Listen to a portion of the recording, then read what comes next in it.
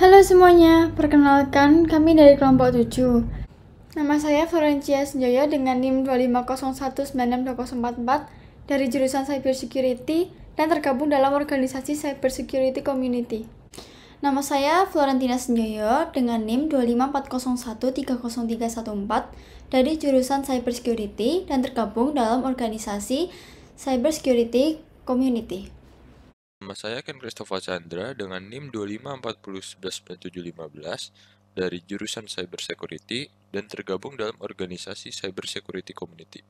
Pada kali ini, kami akan membahas permasalahan mengenai kasus tiket.com dan CityLink Cyber Attack yang terjadi pada tahun 2017. Yang pertama, saya akan membahas latar belakang mengenai cybercrime. Cybercrime adalah tindakan kejahatan atau kriminalitas yang terjadi di ruang cyber dengan menggunakan teknologi komputer sebagai alat utamanya dan didukung dengan koneksi internet. Berdasarkan data dari Badan Cyber dan Sandi Negara, terdapat hampir 190 juta upaya serangan cyber di Indonesia pada bulan Januari hingga Agustus 2020. Dari data tersebut, terlihat bahwa kasus kejahatan cyber naik lebih dari 4 kali lipat dibanding periode yang sama tahun lalu yang hampir mencapai 39 juta serangan cyber. Salah satu contoh serangan cyber di Indonesia adalah kasus illegal accessing pada tiket.com dan CityLink pada tahun 2017. Faktor terjadinya cybercrime itu ada 6. Yang pertama, sistem keamanan jaringan yang lemah. Yang kedua, kurangnya perhatian masyarakat dan penegak hukum. Yang ketiga, akses internet yang tidak terbatas. Yang keempat, peralatan yang dibutuhkan mudah, karena hanya membutuhkan satu buah laptop, itu sudah cukup untuk melakukan cybercrime. Yang kelima, umumnya pelaku mempunyai kecerdasan tinggi dan rasa ingin tahu yang besar. Yang keenam, kelalaian pengguna komputer. Oke, sekarang kita masuk ke bagian kronologi. Jadi kronologinya adalah pelaku melakukan illegal access pada akun situs jual beli tiket online tiket.com yang tersambung dengan sistem penjualan tiket CityLink. Awalnya, pelaku yang bernama Haikal alias SH membuka pintu masuk untuk membobol server maskapai CityLink pada situs tiket.com dan membeli tiket penerbangan untuk dijual lagi. Kemudian, mereka mencuri kode booking tiket penerbangan itu. Lalu, tersangka bernama MKU dan NTM menjualnya melalui akun Facebook pribadi dengan potongan harga miring, yaitu potongan harga 30-40% agar banyak orang yang tertarik untuk membelinya. Kemudian, data pembelian akan dikirimkan kepada tersangka bernama AL untuk menginput data pribadi para pembeli. Dari pembobolan situs tiket.com ini, mereka memperoleh keuntungan hampir 1 miliar rupiah. Pelaku meretas akun situs jual beli tiket online tiket.com pada server maskapai PT CityLink pada 11 hingga 27 Oktober 2016. Pelakunya itu terdiri dari 4 orang. Yang pertama ada SH alias Haikal. Dapat dikatakan bahwa SH ini merupakan otak dari kasus cyber attack ini. Ia berusia 19 tahun. Dalam kasus ini, ia meretas situs tiket.com untuk mendapatkan username dan password agar dapat masuk ke server CityLink. Selanjutnya, ada tersangka berinisial MKU. Ia juga berusia 19 tahun. Dalam kasus ini, MKU membantu SH dalam meretas situs tiket.com dan kemudian menawarkan penjualan tiket pesawat melalui akunnya yang bernama Hairudin Joy di Facebook. Dan yang ketiga, ada tersangka berinisial NTM. Ia berusia 27 tahun. Dalam kasus ini, ia berkewajiban untuk mencari calon pembeli melalui akun Facebooknya yang bernama Nokeis Doshire Kasir. Dan tersangka yang terakhir berinisial AL. Ia berusia 19 tahun. Dalam kasus ini, ia bertugas memasukkan data pesanan tiket pesawat CityLink dari pembeli dan selanjutnya data tersebut akan dimasukkan ke aplikasi penjualan maskapai CityLink. Oke, selanjutnya kita masuk ke sistem bisnis tiket.com. Tiket.com merupakan platform terintegrasi yang melayani pemesanan dalam berbagai hal. Pendapatan utama yang diperoleh tiket.com adalah komisi yang berasal dari vendor yang diajak bekerja sama, baik maskapai, kereta api, maupun hotel. Adapun sistem kerjasama yang dilakukan antara tiket.com dengan pihak maskapai CityLink sebagai berikut.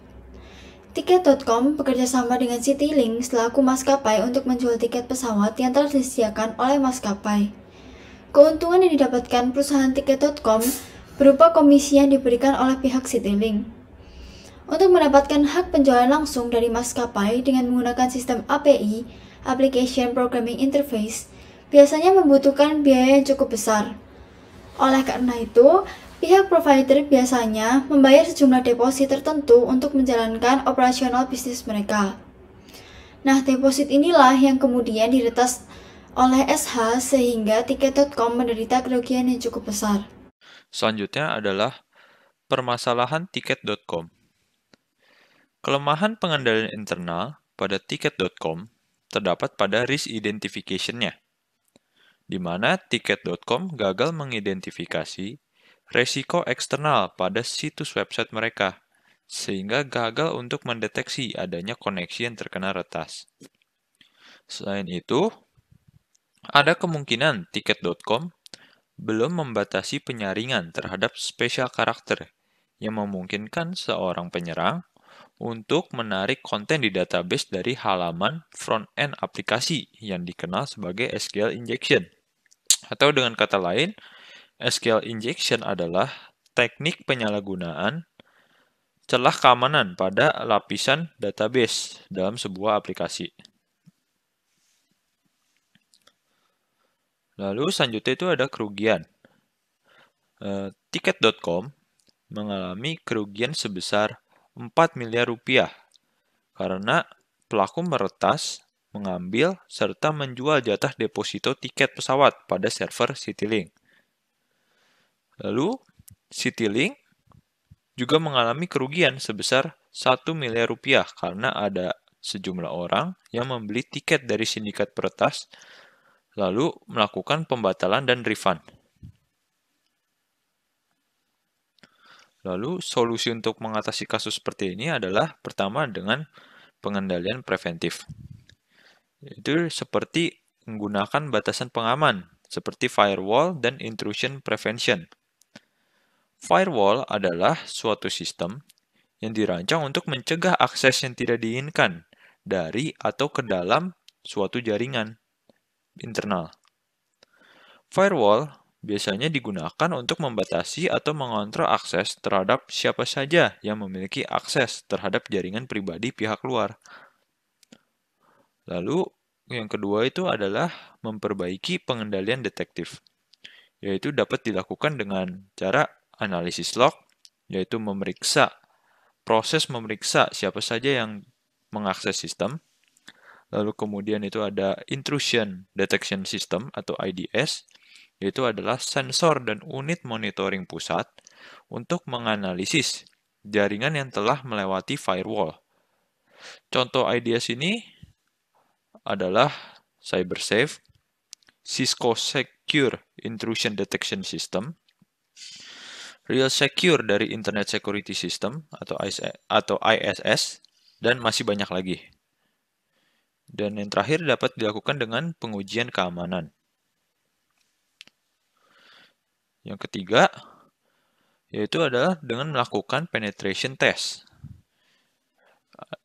Usaha yang disahkan yang dilakukan oleh tim audit internal dan konsultan TI eksternal untuk menerobos masuk ke dalam sistem informasi organisasi. Atau penetration test itu adalah suatu kegiatan di mana seseorang mencoba mensimulasikan serangan yang bisa dilakukan terhadap jaringan organisasi atau perusahaan tertentu untuk menemukan kelemahan yang ada pada sistem jaringan tersebut. Orang yang melakukan kegiatan ini disebut penetration tester atau disingkat pen tester. Penetration testing mempunyai standar resmi sebagai acuan dalam pelaksanaannya. Lalu, kesimpulan. Jadi, kasus cybercrime akan terus meningkat seiringnya perkembangan teknologi. Terlebih, kejahatan dunia maya ini lebih berbahaya karena pelakunya tidak tampak secara fisik. Oleh karena itu, sebaiknya pemerintah harus lebih memperhatikan kasus-kasus tersebut dengan cara pengetatan cyber law, mengingat cybercrime belum terakomodasi dalam peraturan perundang-undangan yang ada. Sebenarnya, perlu ada peraturan khusus yang diciptakan karena cybercrime bukan kejahatan yang konvensional. Sekarang kita masuk ke sesi pertanyaan. Soal pertama, mengapa hacker dengan pengetahuan dasar bisa membobol keamanan perusahaan besar seperti Tiket.com? Pertama, kelemahan pengendalian internal dan belum membatasi penyaringan terhadap spesial karakter. Yang kedua, Tiket.com tidak pernah memperdulikan masalah cyber attack. Yang ketiga, Tiket.com tidak pernah memperbarui sistem keamanannya. Dan yang keempat, hacker menggunakan metode yang mudah.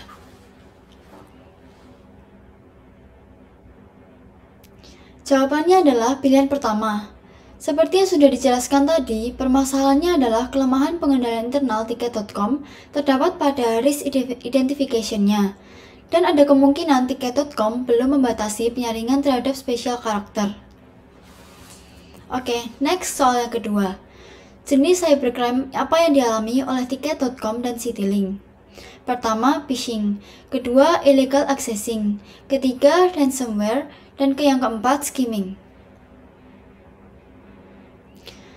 Jawabannya adalah illegal accessing. Kasus ini bukan termasuk dalam phishing, ransomware, maupun skimming ya. Dan next soal ketiga, manakah dari pilihan di bawah yang bukan faktor terjadinya cybercrime? Pilihan pertama, sistem keamanan jaringan yang lemah. Kedua, akses internet yang terbatas. Ketiga, klien pengguna komputer. Dan yang keempat, peralatan yang dibutuhkan mudah.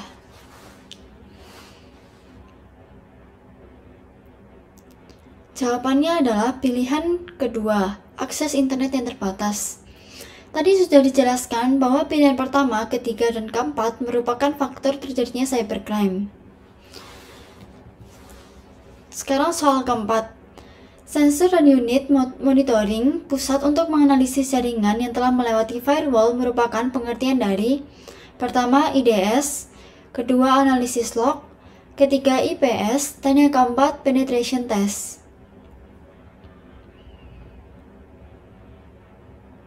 Jawabannya adalah pilihan pertama IDS atau Intrusion Detection System. Next soal kelima. Mana saja yang termasuk produk dari IDS? Pilihan pertama, CyberSafe, Cisco Secure Intrusion Detection System. Dan yang kedua, Network Based Intrusion Detection System atau NIDS. Dan yang ketiga, Host Based Intrusion Detection System atau HIDS. Dan yang keempat, Signature Based HIDS. Jawabannya adalah pilihan pertama, CyberSafe dan Cisco Secure Intrusion Detection System. Pilihan kedua dan ketiga itu merupakan jenis-jenis IDS, bukan produknya. Dan selanjutnya, ini merupakan referensi dari yang kita pakai tadi. Sekian dan terima kasih dari kelompok kami.